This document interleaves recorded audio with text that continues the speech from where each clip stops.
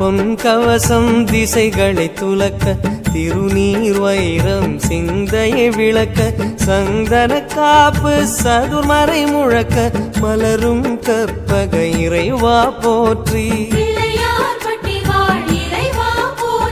கலியுகம் காக்கும் கணபதி நாதா வலம்புரி நாதா அபயம் அபயம் அபயம் அருளும் இறைவா போற்றி